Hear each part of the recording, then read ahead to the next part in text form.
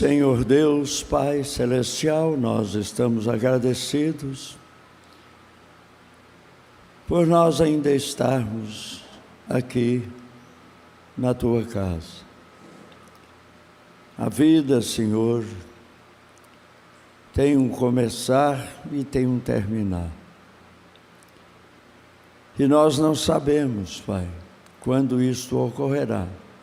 Por isso, devemos estar atentos, vigilantes, nos guardando, ó Deus, de entrar em transgressão com o Senhor. Rogamos, Pai, que o Senhor nos ajude, nos inspire, nos fortaleça e faça com que a nossa mente esteja ligada, Senhor, a todos os movimentos que o inimigo fizer ao nosso lado, para que nós possamos nos defender dele. Ajuda, Pai, a cada um de nós, cada irmão, cada irmã. Queremos nesta hora, Pai, nos lembrar do seu Antônio, lá em Floriano, hospitalizado, nos lembrar do Silvinho, nos lembrar do João Batista. Senhor Jesus, que a Tua mão de graça, que a Tua mão de bondade, que a Tua mão de misericórdia se estenda. Deus bendito, e que a vida deles sejam preservadas, que nós possamos tê-los conosco, Senhor, por mais algum tempo diante do Senhor, incluindo os nomes que foram trazidos, Pai. Todos os nossos irmãos sejam guardados desta contaminação maligna. Oramos pedindo, Pai, que o Senhor seja conosco e nos imunize contra este mal. No nome de Jesus Cristo, Teu Filho, nós te pedimos. Amém.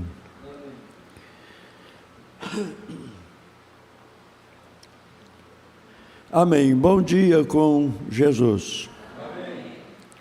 Então, irmãos, aos Efésios, capítulo 1, do versículo 5 ao 11, diz: E nos predestinou para filhos de adoção por Jesus Cristo, para si mesmo, segundo o beneplácito de sua vontade, para louvor e glória da sua graça, pela qual nos fez agradáveis a si no amado, em quem temos a redenção pelo seu sangue, a remissão das ofensas, segundo as riquezas da sua graça, que Ele fez abundar para conosco em toda a sabedoria e prudência, descobrindo-nos o mistério de sua vontade, segundo o seu beneplácito que propusera em si mesmo,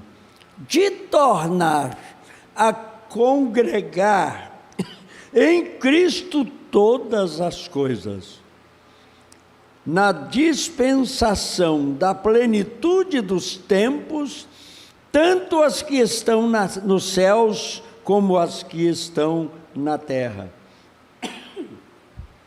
Nele, digo, em quem também fomos feitos herança, havendo sido predestinados conforme o propósito daquele que faz todas as coisas, segundo o conselho da sua vontade. Amém. Podeis vos assentar. Vamos prosseguir na leitura, no estudo da mensagem Adoção, série, temática Adoção.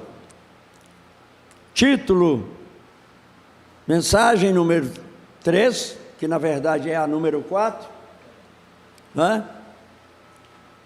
É a 3 da listagem do Busca, mas é a número 4 na listagem de tradução, cujo título é Mistério Predestinado de Sua Vontade. Agora, estamos parados no parágrafo 40, onde o profeta diz: eu disse, esta não foi a pergunta que eu fiz. É você uma cristã? O profeta estava interrogando aquela mulher que chamou a sua atenção. Ele que estava ali para fazer aquele exame, para poder então viajar ao exterior, sair fora dos Estados Unidos. Ele tinha tomado aquele contraste, estava ali aguardando o momento operacional daquele contraste no seu intestino, no seu estômago. E enquanto ele aguardava isso, assentado ali estava uma mulher em estado quase terminal, que chamou a sua atenção, e ele levantou da cadeira e começou a andar para lá, para cá, a passar por ali, até que ele chegou naquela mulher. E ele perguntou assim: está tudo bem com a senhora? Ela disse: olá, né? Como vai? O profeta perguntou para ela: é você uma cristã? Está você pronta para ir se encontrar com ele ali do outro lado? Ela disse: eu pertenço à igreja. Momban não citou a igreja, ele foi ético, né? Como nós tentamos às vezes ser aqui também. Tentamos, nem sempre damos conta. Aí, ela não disse nada, só disse que pertencia àquela igreja. Ele disse: mas não foi esta a minha pergunta. Ele está dizendo aqui agora. Eu disse: esta não foi a pergunta que eu fiz. É você uma cristã cheia do Espírito de Deus e pronta para ir quando Ele te chamar? A mulher nem mesmo sabia a respeito de que eu estava falando. Veio? Oh, que condição triste em que o mundo está. Agora eu pergunto: e hoje? Com tanta tecnologia e ciência, hoje tudo que você quiser saber, basta você clicar nos botõezinhos, certo? E existem pessoas aí que são capazes de entrar nos segredos militares do Pentágono. O poder bélico mais sofisticado do planeta Terra não está imune de invasões. Como nosso pobre site foi hackeado e foi arrancado, né, do ar. Graças a Deus que o irmão Abel também é um meio hackeado, né? Ou é um meio hacker também. Conseguiu reaver o nosso site. Então está funcionando normal outra vez. Viu? Voltou à normalidade com todos os nossos documentos.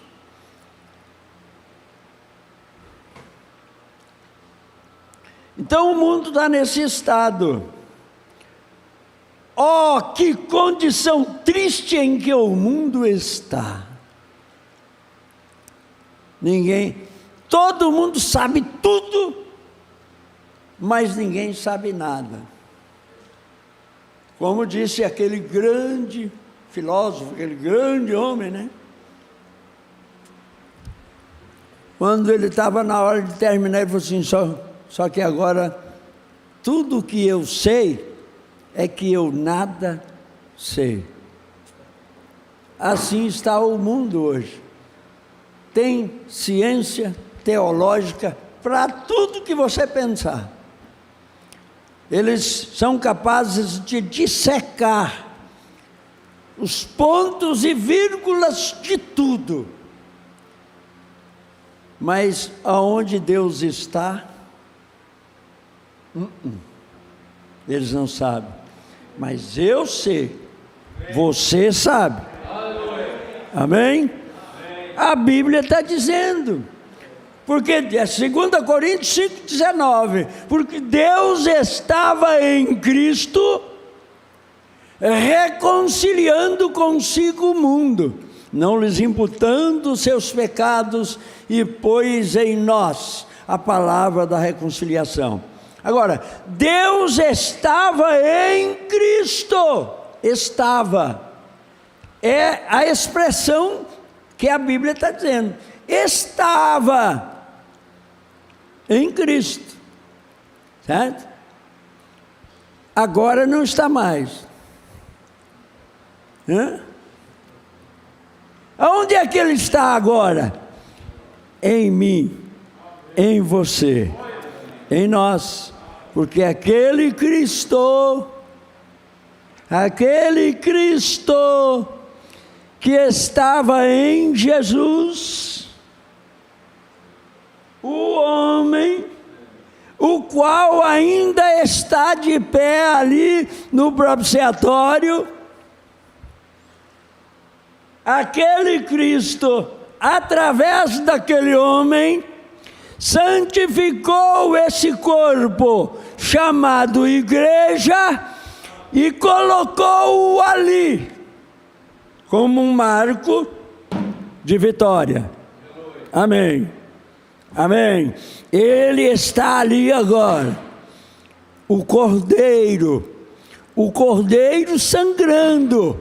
Com sangue, chagas, suas feridas ainda estão sangrando. E vai sangrar. Até que o derradeiro, o último, entre para o corpo.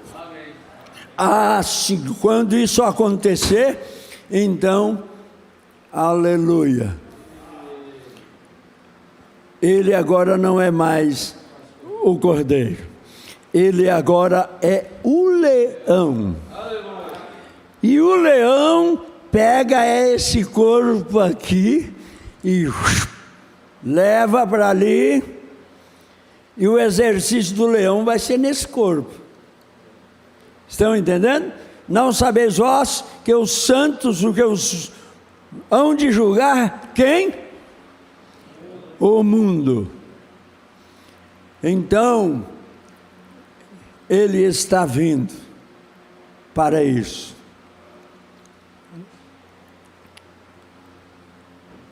Oh, que condição triste em que o mundo está. Parágrafo 41. Agora, esse é o tema. Descobrindo-nos o mistério de sua vontade. A vinda, vírgula, né? A vinda, parêntese, vírgula, a vinda. Deixe-me ler para você algo. Eu estava lendo agora, vamos voltar agora para o mistério de sua vontade. Vamos voltar a Hebreus aqui só por um minuto, no capítulo 7 de Hebreus, eu creio que é. E eu gostaria de ler para vocês algo que lhes fará sentir muito bem quando pensarmos nisto. Nós, assentados juntos em lugares celestiais, Hebreus capítulo 7. É um assunto que muitos de nós devemos ser ultra familiarizados com ele, certo? Hebreus 7. Ali está o retorno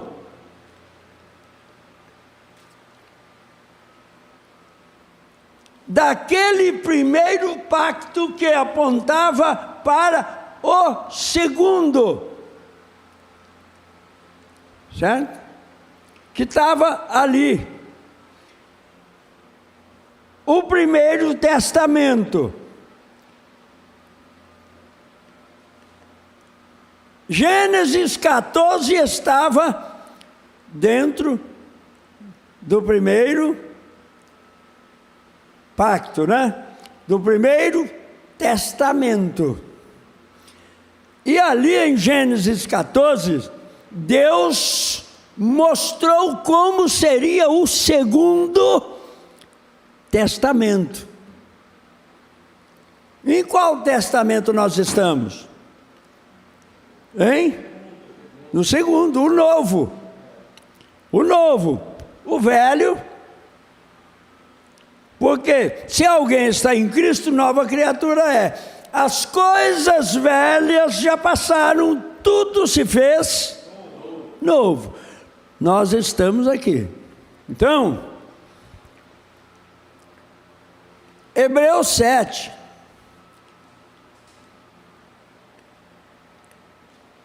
Me saiu da cabeça a expressão.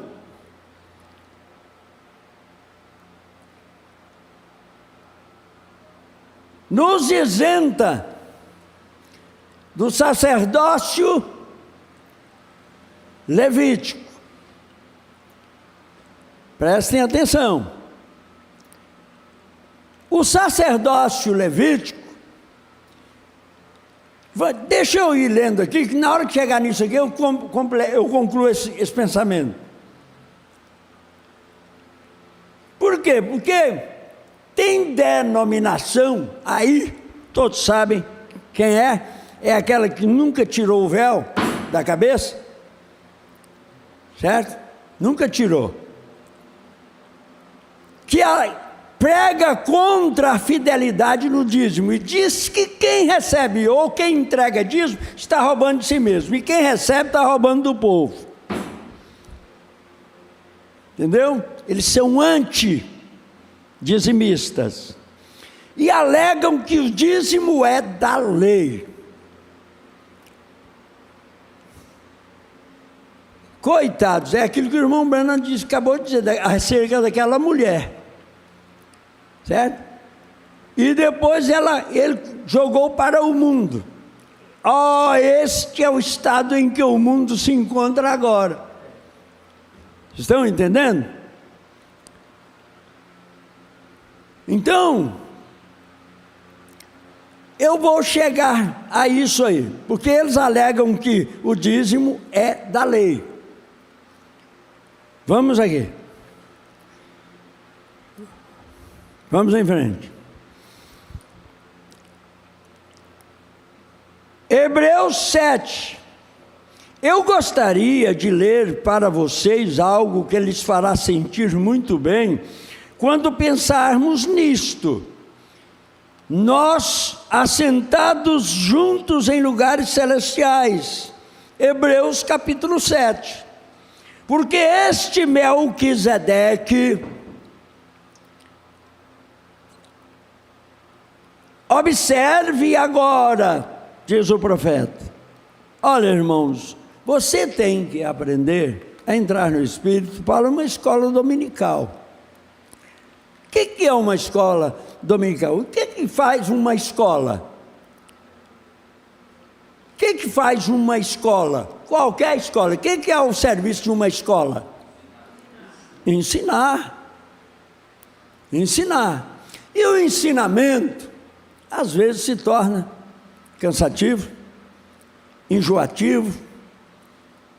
E às vezes tem hora que você fica até irado, por quê? Porque o professor quis ser eficiente demais, rápido demais, passou por cima, você não entendeu bem. E aí havia em você o interesse de entender aquilo.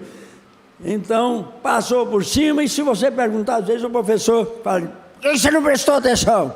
E vai em frente, ao invés de responder, ele vem com a má educação e toca em frente. E você se vire, que você não é caixote. Mas ensinamento é enjoativo, é cansativo, é repetitivo, mas é necessário. fazer o quê? Nós estamos aqui para aprender. Foi isso que Jesus ensinou. Aconselhou-nos a fazer. Ele disse: aprendei de mim, que sou manso e humilde de coração, e achareis descanso para as vossas almas. Não foi o que ele disse? Amém. Nós precisamos ser aptos a ensinar? Sim, nenhum neófito devia estar aqui, mas temos que ser aptos também, ávidos para ouvir, aprender.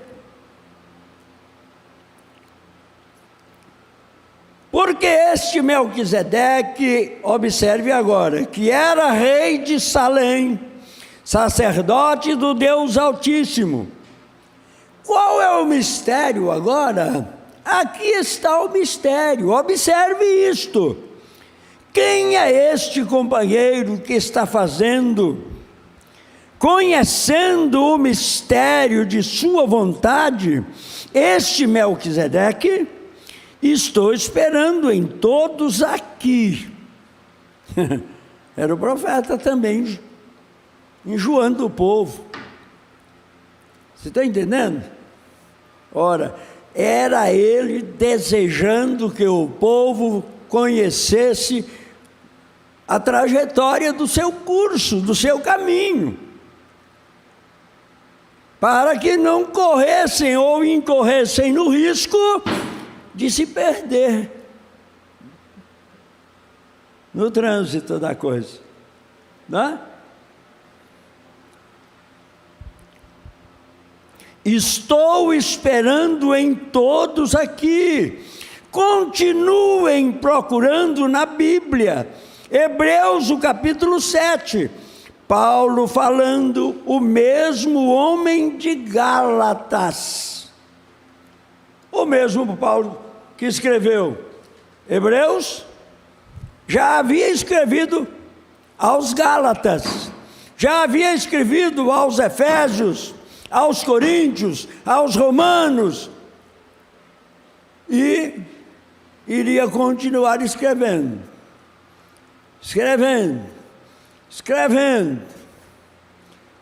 Foi o maior escritor do Novo Testamento, foi Paulo. Agora, aquilo foi Paulo? Prestem atenção. Mas faço-vos saber, irmãos, que as coisas que vos escrevo são o quê? Paulo, escreva isso. Paulo, escreva aquilo. Paulo, ele agora com aquele problema, aquele espinho na carne, diz o irmão Mano, ele tinha que escrever em grandes letras, porque a visão já não estava para escrever em pequenas letras. Estão entendendo?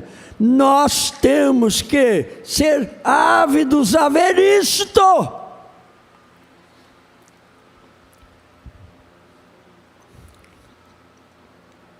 Porque este Melquisedeque, que era rei de Salém, sacerdote do Deus Altíssimo, e que saiu ao encontro de Abraão quando ele regressava da matança dos reis e o abençoou, a quem também Abraão deu o dízimo de tudo, e primeiramente por interpretação, rei de justiça, e depois também rei de Salém.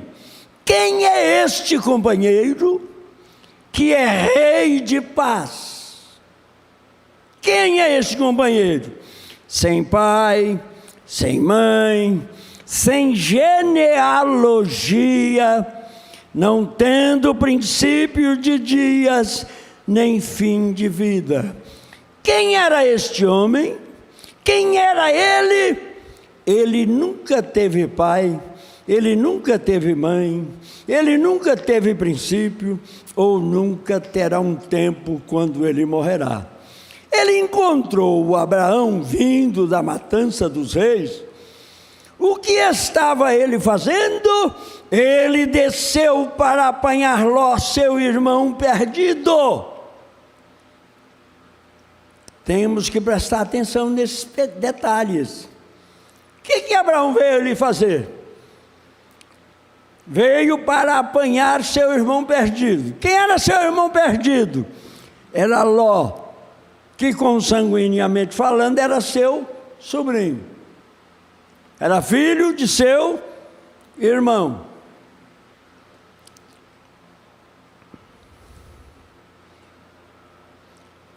Para trazê-lo de volta, né?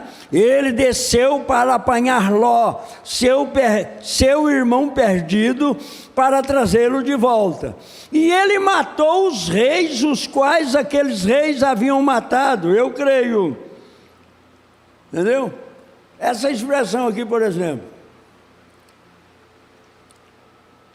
Essa expressão aqui, se você não prestar bem atenção, porque ali foi uma guerra entre 4 reis e 5 reis. Certo? É a expressão aqui, Abraão foi atrás de 5 reis. Por quê? Porque eles tinham matado os 4 reis e tinha dentre eles pego seu irmão Ló e o havia levado prisioneiro.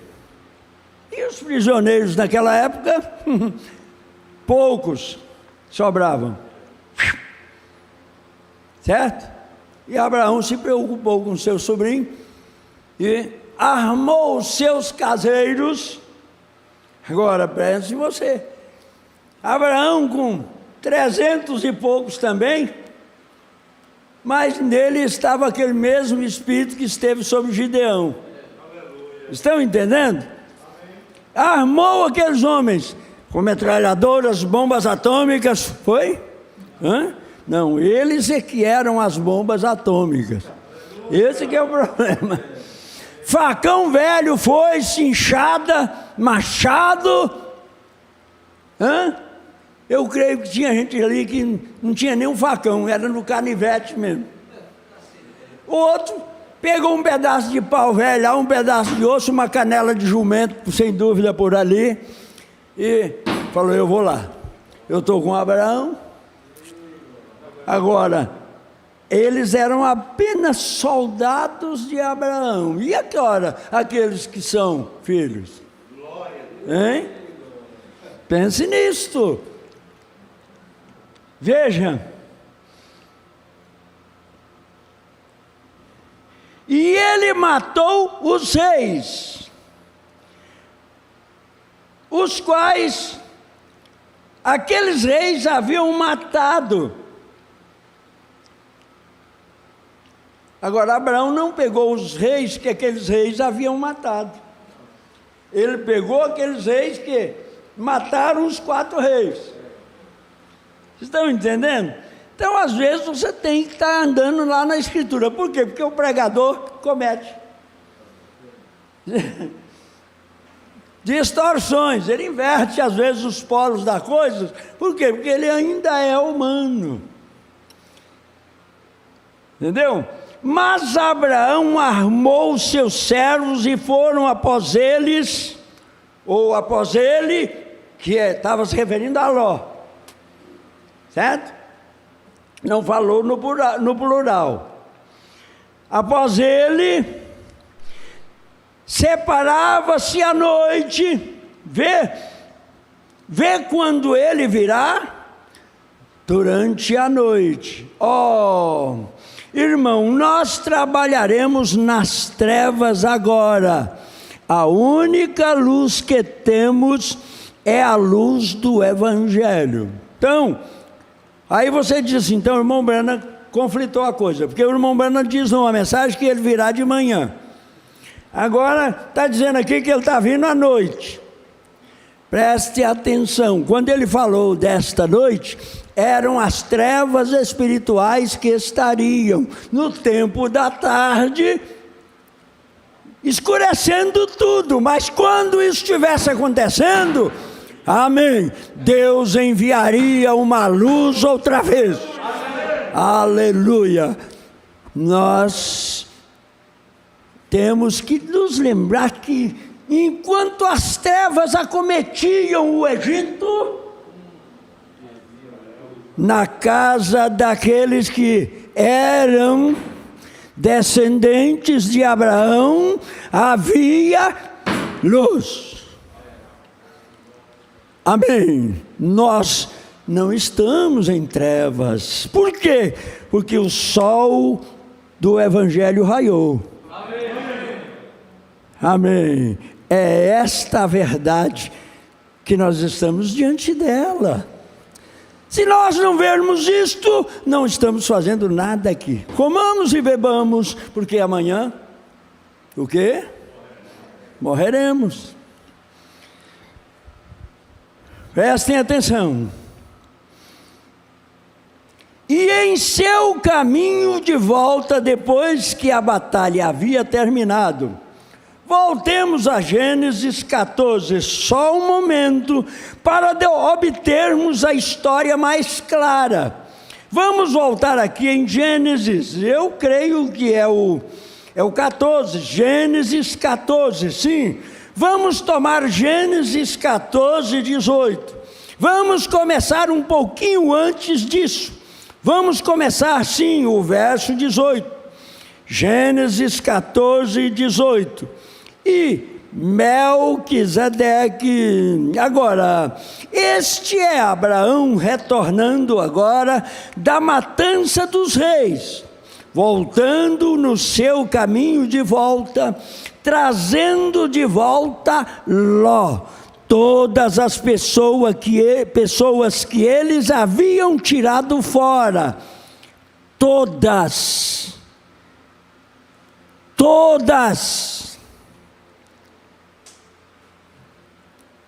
Ló foi mais lá por quem? Por um.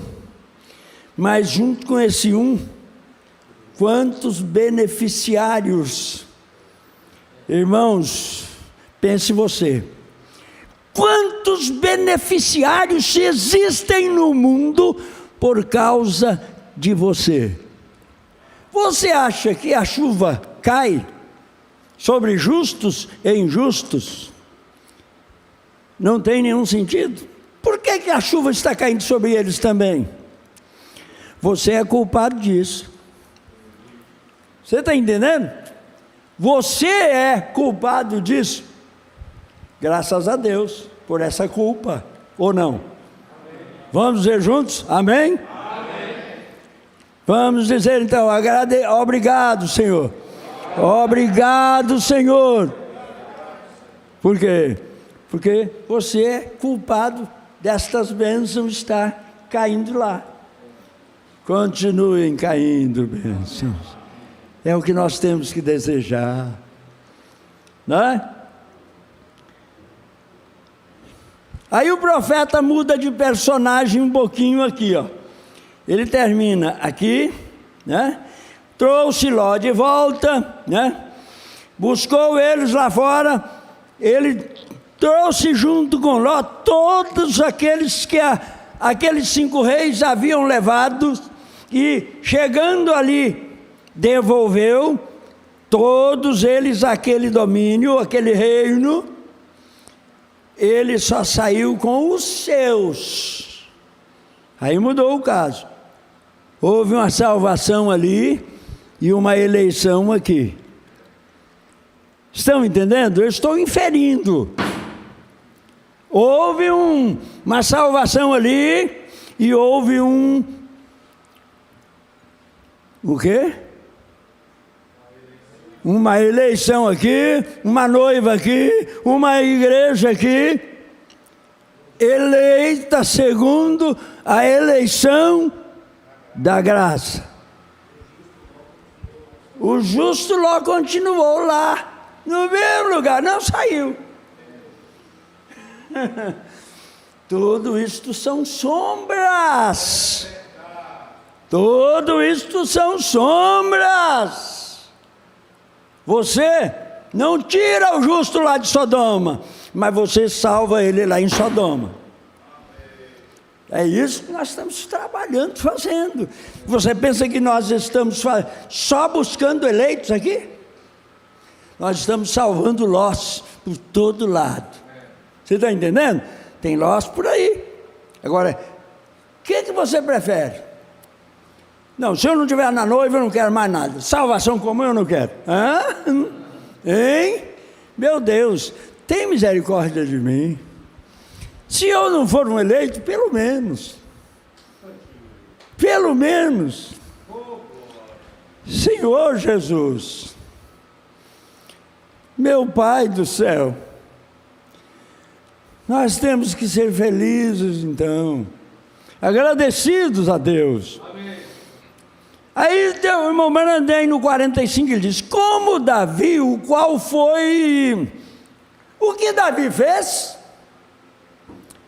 Aí tem umas reticências aí, né? Que você confunde se você entrar nelas, está entendendo? Como Davi, o qual foi, parece que aí entrou, né?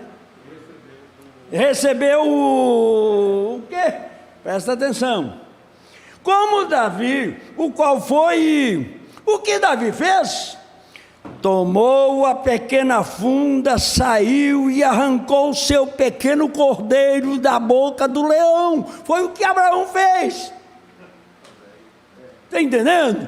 É isso que ele fez. Abraão também tinha aquela mesma funda, só que era na forma de um facão velho, de um cajado. Era isso que Abraão tinha.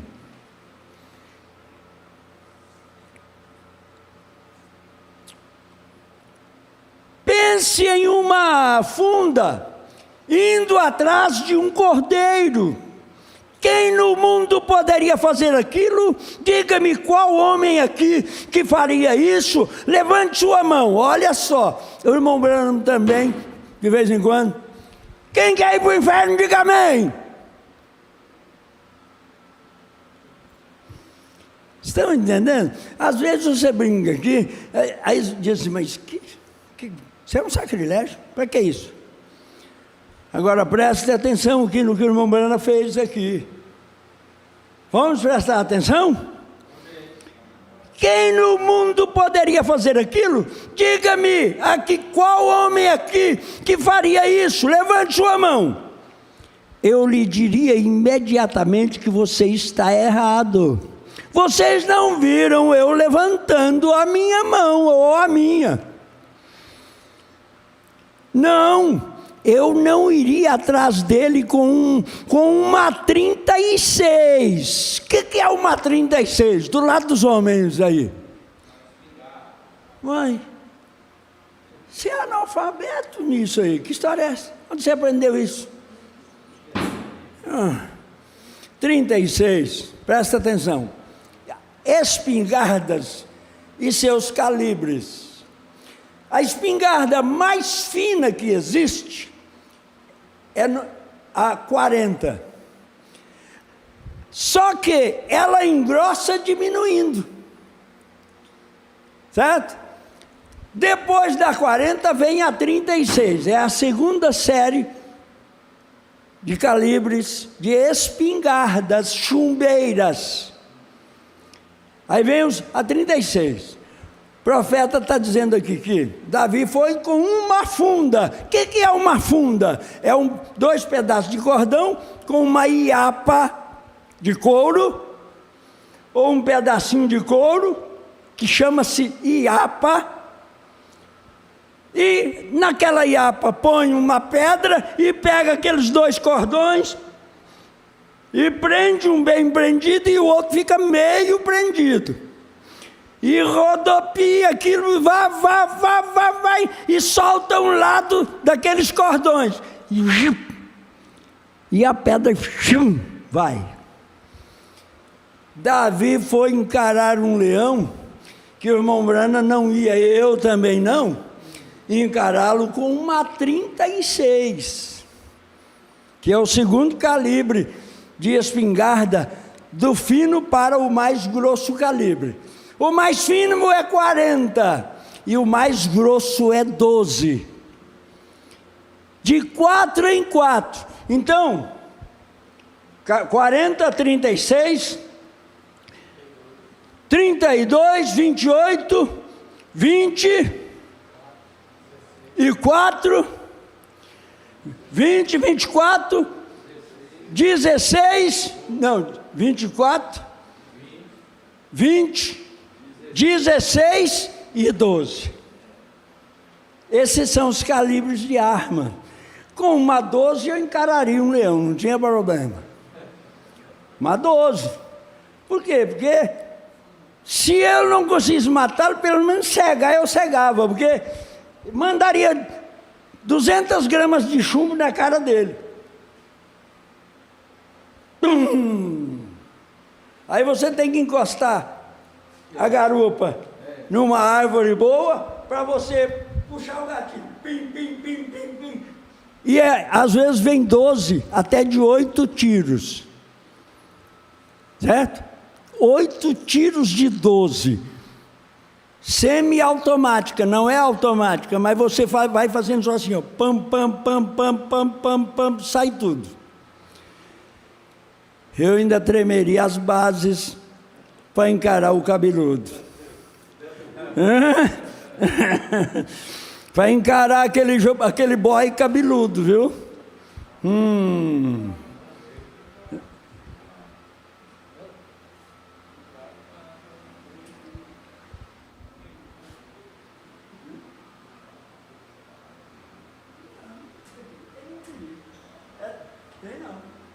Não estou falando, eu não teria coragem de fazer. Não tem nada a ver. Estou falando o que o profeta disse aqui, né?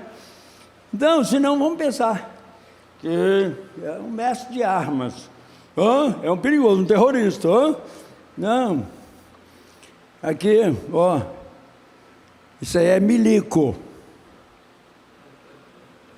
O que é um milico?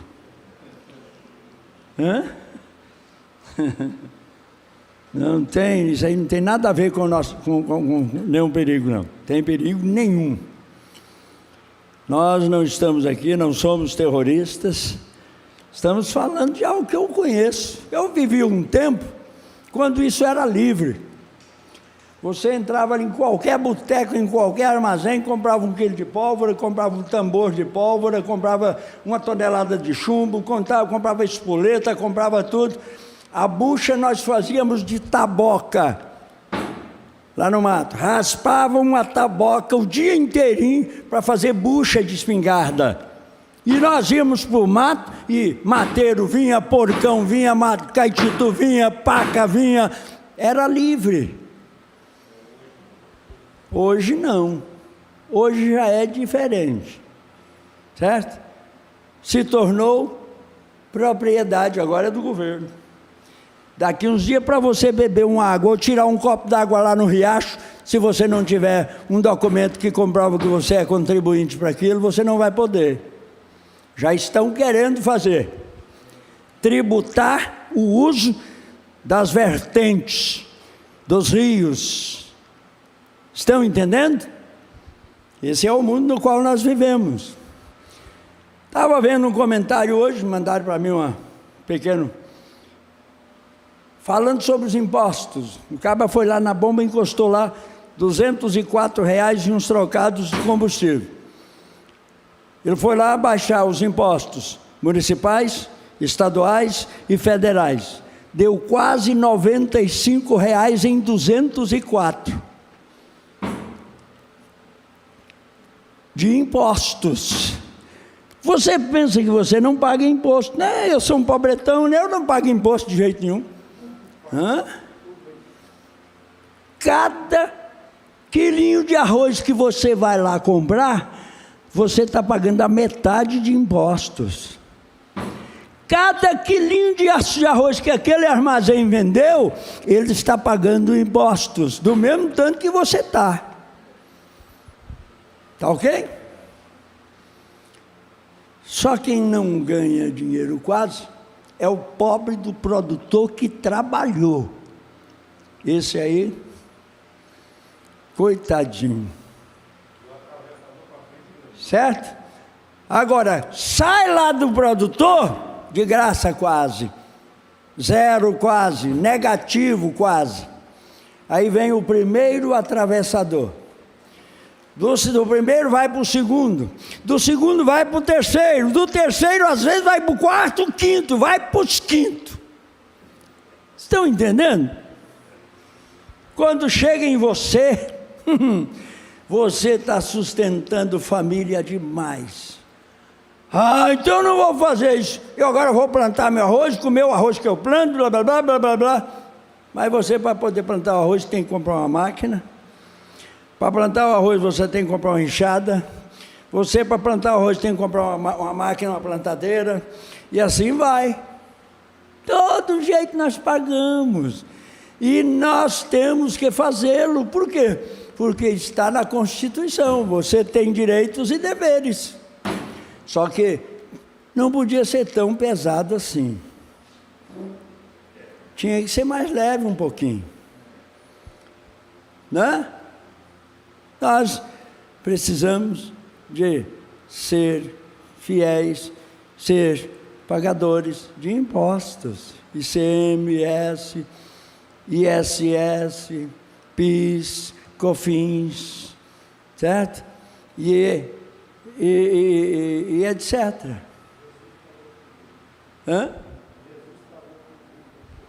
Jesus pagou. Quando ele não tinha dinheiro, mas ele sabia onde é que estava uma moedinha que haviam perdido, e um tucunaré havia engolido a moedinha.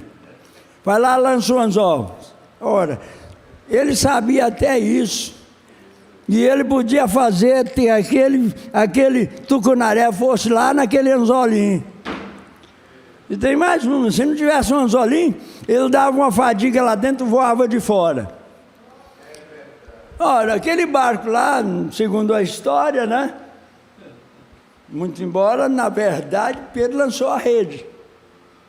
Mas aí, os filmes romanos por aí, para poder enfatizar os fatos, botam um barco vazio lá e de repente peixe começa a chover dentro do barco. Blum, blum, blum, e daqui um pouquinho o barco não está para afundar, cheio de peixe. Não foi isso, não.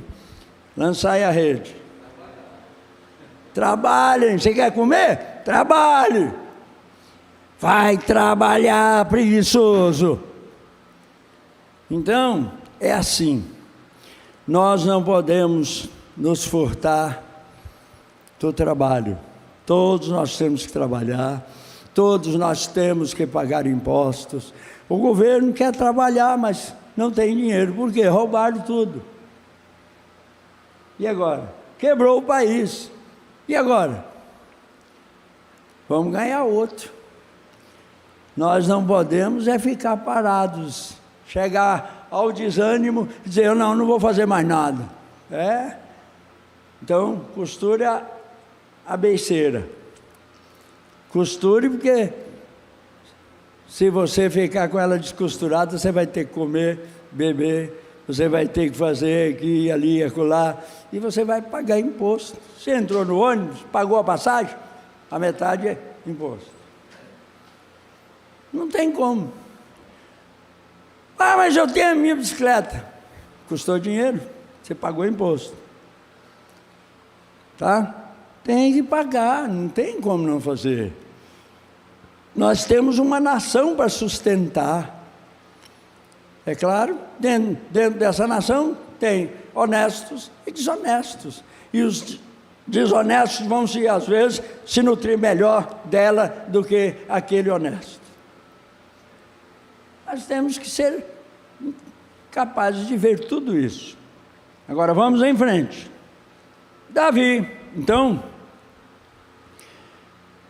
tomou aquela pequena funda, saiu e arrancou o seu pequeno cordeiro da boca do leão. Pense em uma funda ali, indo atrás de um cordeiro. Quem no mundo poderia fazer aquilo? Diga-me, qual homem aqui que faria isso? Levante sua mão. eu lhe diria imediatamente que você está errado. Vocês não viram eu levantando a minha. Não, eu não iria atrás dele com uma 36, dificilmente. Mas ele foi após aquele com uma funda, um pequeno pedaço de couro, com 2 cordões naquilo, rodando. Eles chamavam aquilo de quê? Funda, certo? Uma funda, uma arma. E quando chegou a hora de Golias jactanciar-se, ele foi atrás de Golias e ele disse: olha lá, com qual funda Davi foi? Olha lá. O Deus do céu tem me deixado tirar um cordeiro da boca de um leão. O que o levou lá? Foi um testemunho. Foi um testemunho que o levou lá. Ele tinha um testemunho duplo. Um urso veio, ele foi atrás, matou. Foi capacitado para encarar uma maior. Sai de uma pequena para uma maior, sai de uma maior para uma maioríssima, e assim vai. Essa é a caminhada de um cristão. Não tem retrocesso. Nós não temos como retroceder, porque cremos naquele Deus que, quando começou em nós a boa obra, Ele começou pensando em aperfeiçoá-la. E assim nós vamos. O que te prepara para uma luta posterior? É uma anterior. Estão entendendo? Então, a história fala de soldados que foram. Eu estava lendo sobre o soldado mais condecorado dos Estados Unidos na Segunda Guerra Mundial. Chamava-se Audie Murphy, que depois se tornou um ator de cowboys, e que eu não podia ver lá. Audie Murphy, opa, hoje eu vou lá. Mas eu gostava.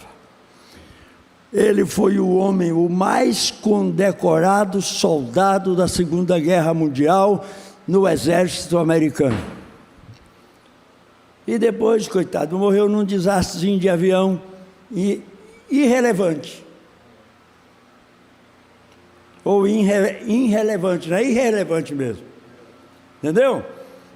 Não tinha muita coisa. Como é que pode um aviãozinho daquele cair num aviãozinho daquele? Um herói cair num aviãozinho, bum, morreu.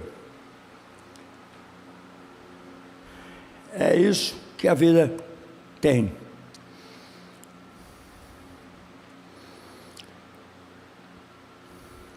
E quando chegou a hora de Golias jactanciar-se, ele foi atrás de Golias e ele disse: o Deus do céu que me tem deixado tirar um cordeiro da boca de um leão e da boca de um urso. Ele sabia que não era a funda. Isto era o poder de Deus que foi com ele. Ele foi aquele que trouxe o cordeiro de volta. E aquilo é o que dizemos hoje. Deus tem Davis por aí, sim senhor, que estão alimentando as ovelhas do Pai. Quem são estas ovelhas? Hein? Bate no peito e diga: eu sou uma delas.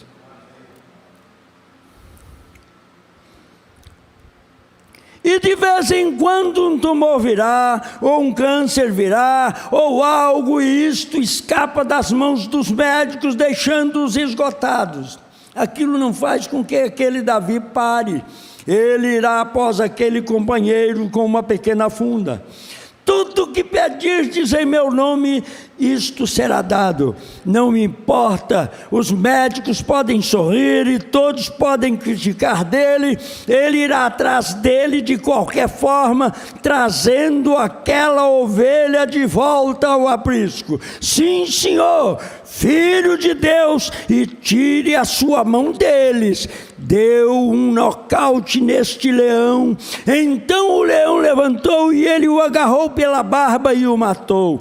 Um rapazinho corado. Tem gente que pensa que Davi era é igual Sansão. Quando eles vão fazer me lembro agora até o nome do ator, Victor Matur.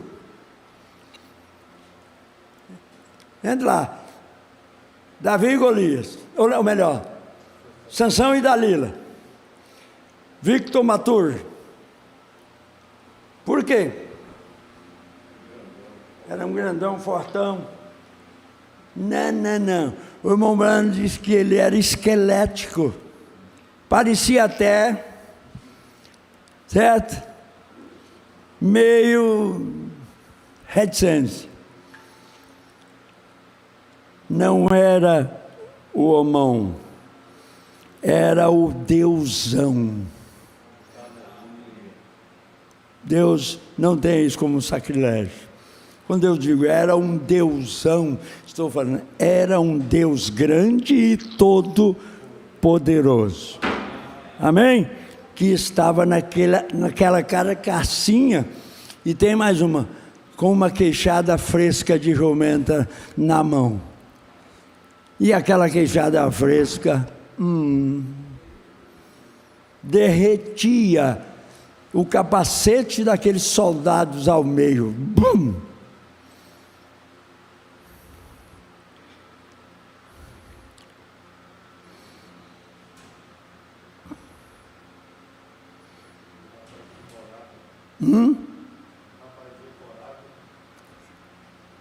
Provavelmente pesando 80 ou 90 libras. Olha aqui, 36 quilos. Eu usaria uma expressão um pouco menos grave. Eu diria de 160 libras, que seria em torno de 70 quilos. Mas 36 quilos, que rapazinho seria esse? Que jeito ele seria? Um palito engomado. Mas um Deus forte e grande estava com ele. Né? Agora observe, Melquisedeque, o rei de Salém, o qual é o rei de paz. Salém atualmente se localiza através da colina. É o rei de Jerusalém. Isto é quem ele era. Isto é exatamente quem ele era, rei de Jerusalém. Que Jerusalém foi primeiro chamada de Salém, que era paz. Hoje, Jerusalém, que quer dizer cidade de paz, ou da paz. Mas eu pergunto para você, já houve no mundo alguma cidade na qual correu mais sangue do que ali? Que eu saiba? Não. Certo? Por quê? Porque não foi nenhuma nem duas que isso aconteceu ali. Foi centenas e centenas de vezes que isso ocorreu em Jerusalém. Romanos, cruzados, medo-persas, gregos, romanos e assim vai, né? Então teve N e N domínios que derramaram, ensanguentaram aquela cidade de paz. Mas reticência.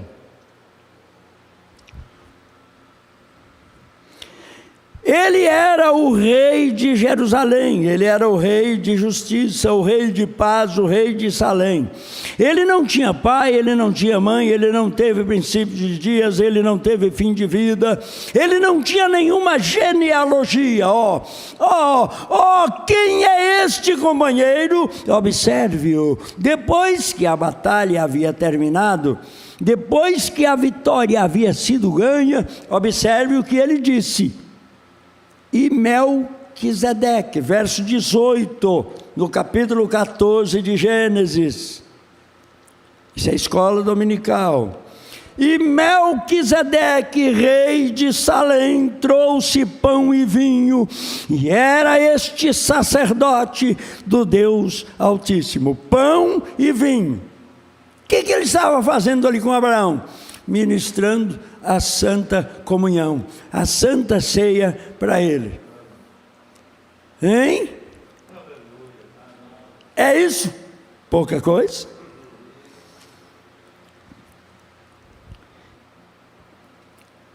E abençoou e disse: bendito seja Abraão do Deus Altíssimo, o possuidor dos céus e da terra.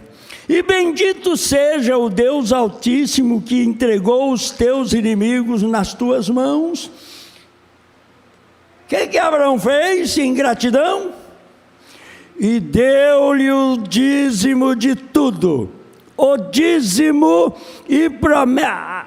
E, presta atenção, eu estou aqui abrindo um parêntese. O dízimo e a promessa a Abraão foi feita por volta do ano 1920 antes de Cristo. Aí agora eu volto àquele assunto. Aquela denominação diz que o dízimo é da lei. Existia lei no dia de Abraão? Hein? Abraão fez alguma coisa pela lei? Abraão fez tudo que ele fez para Deus foi através de quê? Através de quê? Da fé. Da fé. Por isso, você leia Romanos, ali do capítulo 3, até lá pelo capítulo 6, 7, 6. E você vai ver Paulo discorrendo sobre o assunto da lei. Certo? Então, aí depois você vai a Hebreus 7. Você vai ver a separação dos dois testamentos. O testamento levítico e o testamento de Abraão. O testamento de Cristo. O Novo Testamento. Estão entendendo? Então, o dízimo, a promessa de Deus acerca daquilo ali, o dízimo foi pago por Abraão, não no sacerdócio levítico, foi pago no sacerdócio de Melquisedeque. Quem era este Melquisedeque? Hein?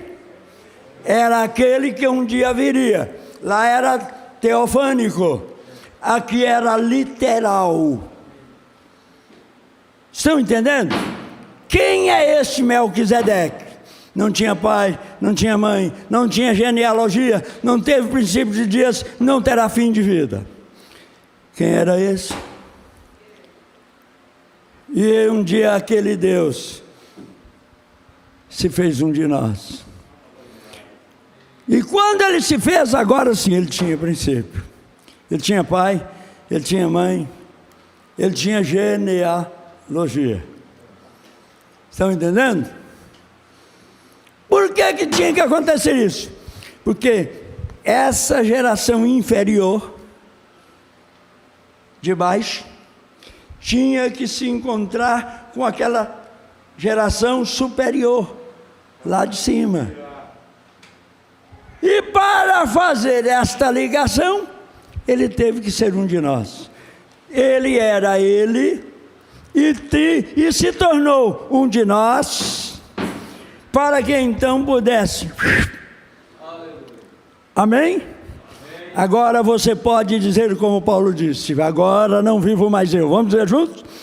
Agora não vivo mais eu, mas Cristo vive em mim.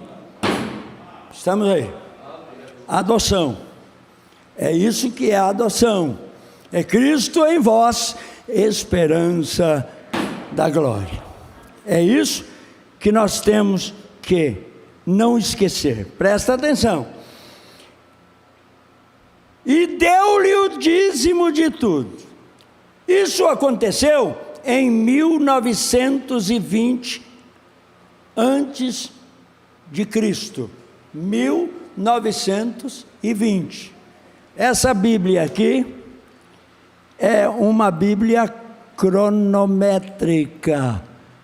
Essas datas que eu estou citando da cronologia bíblica. Pode haver para mais ou para menos, mas esta Bíblia aqui, em Gálatas 3:17, diz que a lei veio 430 anos depois daquilo que aconteceu nos dias de Abraão. Então o dízimo não pode ser da lei, tá? Olha aqui, a lei, Êxodo capítulo 20, vá lá. Foi quando a lei foi dada por Deus a Moisés. Aí nascia ali o sacerdócio levítico. Então quem veio primeiro? Foi o sacerdote abraâmico, não foi o levítico. Estão entendendo? Não foi o levítico, foi o abraâmico, que veio 430 anos antes da lei. Agora, lá estava uma teofania mostrando qual era o sacerdócio primeiro, que sacrificou-se antes da fundação do mundo, em potencial. Mas aí tinha que passar pela lei, para poder então mostrar o que era o pecado. Porque o que a lei faz? Ela é o promotor público que te acusa. Não adulterarás, você adultera. Não mentirás, você mente. Não roubarás, você rouba. Ou não? Olha, gente,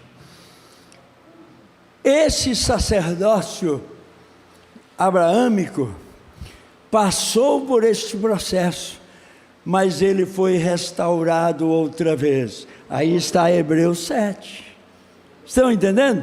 Nesse é que está o dízimo, que é uma obrigação cristã. Aí você lê lá Hebreus 7. Certo? Em qual sacerdócio estamos? Levítico ou abraâmico?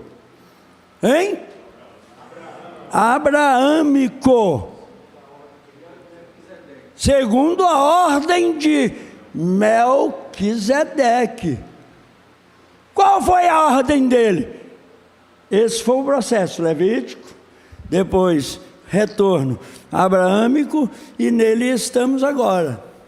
Ali sábado era um dia, agora aqui é uma vida. Lá era um dia de descanso e o sofrimento do cansaço outra vez. Mas agora, uma vez que, Hebreus 4, mas nós os que temos Cristo, entramos, afirmativo presente, no descanso. Entramos no sábado. Esse sábado, agora, é eterno. Amém? Por quê? Porque não é um descanso mais para esse físico. Mas Jesus disse: encontrareis descanso para as vossas almas. No tempo da tarde haverá luz. Diante de que estamos? Desta luz.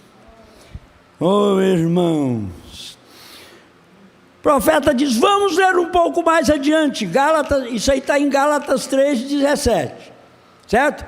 A lei veio no ano 1490 antes de Cristo, então 1920, para menos 1490, 430 anos, Gálatas 3,17, é só você ir lá. Essa é a Bíblia, não estou falando aqui de conto de carochinha, de interpretação lógica, entre aspas, de teologia denominacional, não. O rei de Sodoma disse a Abraão, dá-me as minhas almas e a fazenda toma para ti. Abraão, porém, disse ao rei de Sodoma, levantei minha mão ao Senhor, o Deus Altíssimo, o possuidor dos céus e da terra.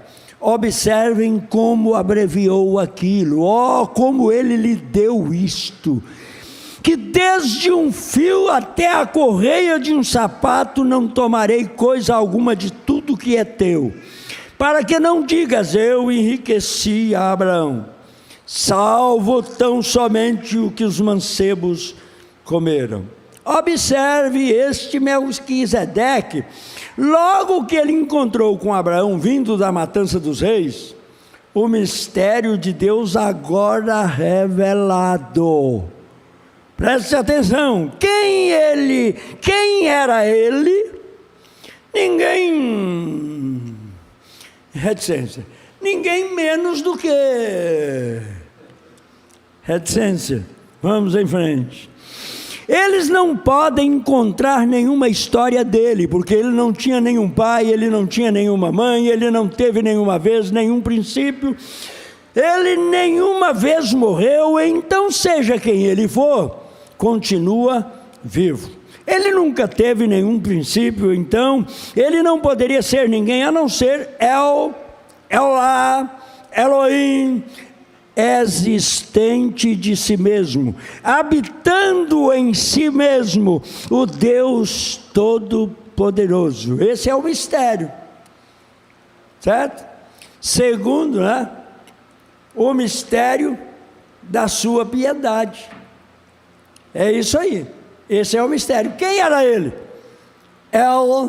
Elá, Elohim, por isso, tudo que tem está falando de Emanuel, que é Deus conosco, certo? Daniel, Ezequiel, e etc, tudo que tem Emanuel, etc, é Deus isso, Deus aquilo outro. Está entendendo? O Todo-Poderoso, o El. Por isso ninguém te confunda. Esse Elohim, Elá, El Shaddai e etc. se manifestou em carne e trouxe o nome. Manifestei o teu nome aos homens. E esse nome foi? Jesus. Que quer dizer?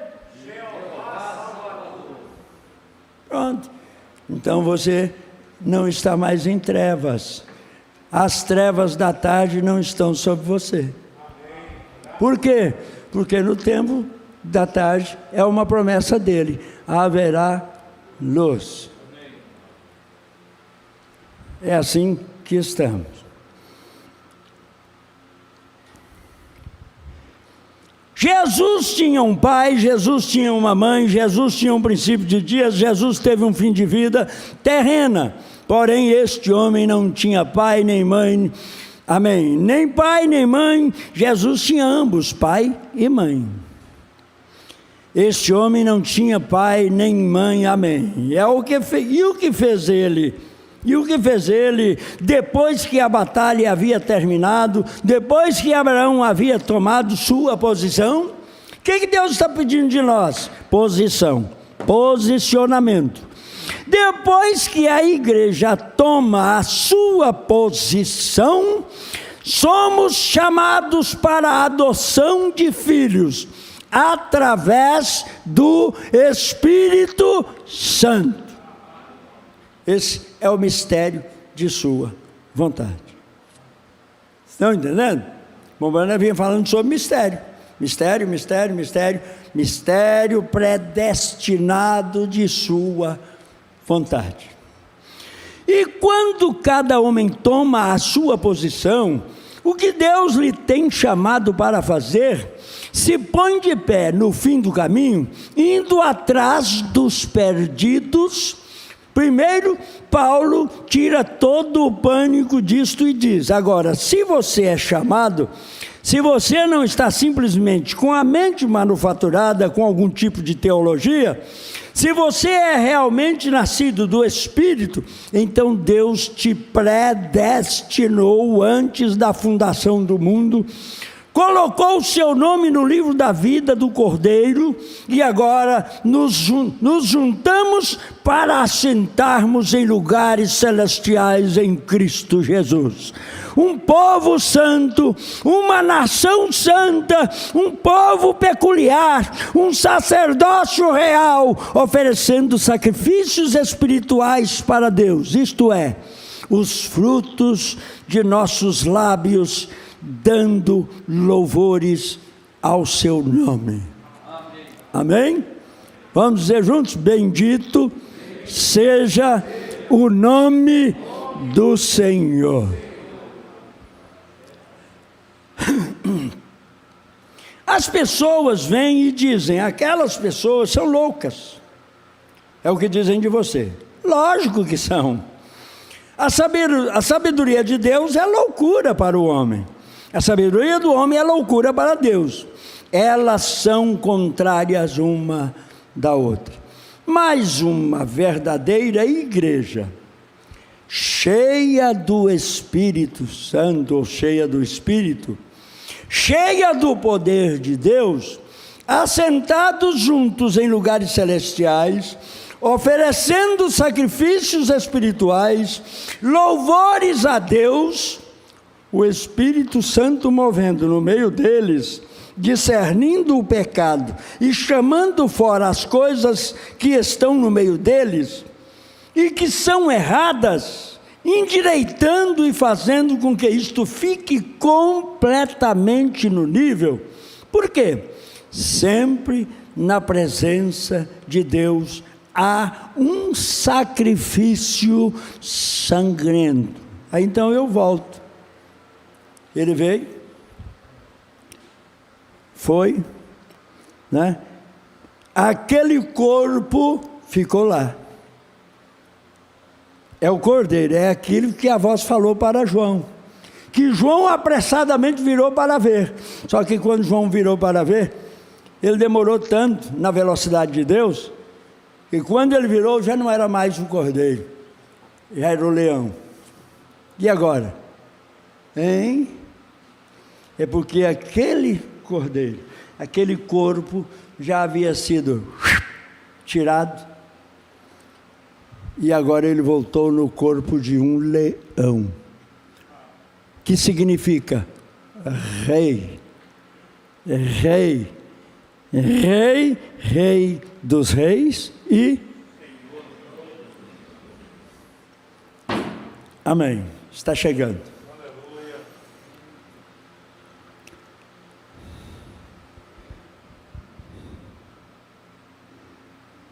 Há um sacrifício sangrento. Agora recordem, nós passamos por isso nesta manhã. Você não foi salvo pelo sangue, você continua salvo sob ou pelo sangue, mas você foi salvo pela graça, através de quê?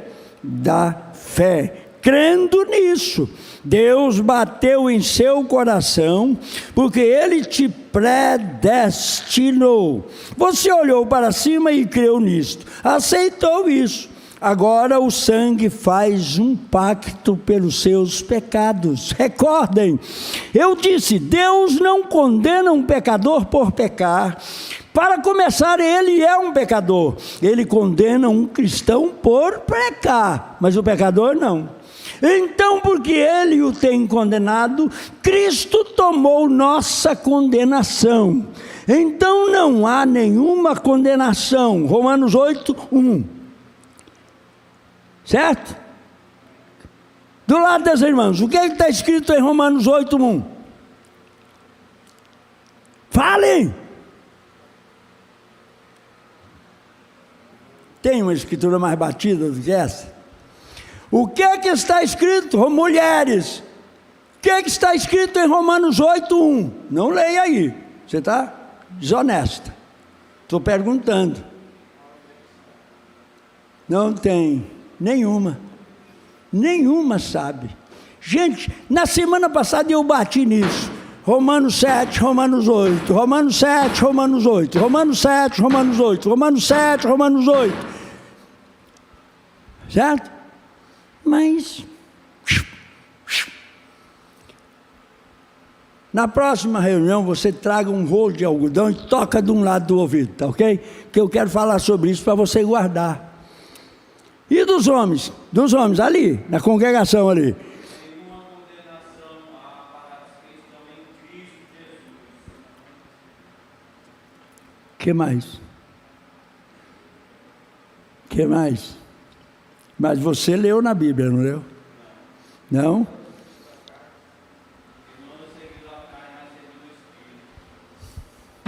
Tá aí. Só um. E... estão entendendo? É o que o irmão Brando está dizendo. Para começar, ele é um pecador. Ele condena um cristão por pecar. Então, porque ele o tem condenado, Cristo tomou nossa condenação. Então, não há nenhuma condenação para aqueles que estão em Cristo Jesus, que não andam segundo a carne, mas segundo o Espírito. E se você faz qualquer coisa errada, isso não é intencionalmente, você não peca voluntariamente. Um homem que peca voluntariamente, sai e peca voluntariamente, nunca entrou no corpo ainda, mas um homem que uma vez está lá, ele está morto e sua vida está escondida em Deus, através de Cristo, selada pelo Espírito Santo, e o diabo não pode nem mesmo encontrá-lo. Ele está bem lá atrás, ele terá que sair de lá antes que o diabo possa entrar, pois você está morto. Vou parar aqui no 56, ó. Diga a um defunto que ele é um hipócrita e veja o que acontece. Chute-o para um lado e diga: você é o velho hipócrita, você. Ele não dirá uma palavra. Se você diz que está morto e que Cristo vive em você, como você citou há pouca hora, podem bater para cá, para cá, para cá, para cá. Meu Deus, será que eu dou conta? Hein? Será que eu não esboçaria nenhuma reaçãozinha bonita? Vamos pedir misericórdia? Senhor, tem misericórdia de mim. Que a sua misericórdia então seja sobre cada um de nós. Parágrafo 56. Não diga a um defunto que ele é um hipócrita e veja o que acontece.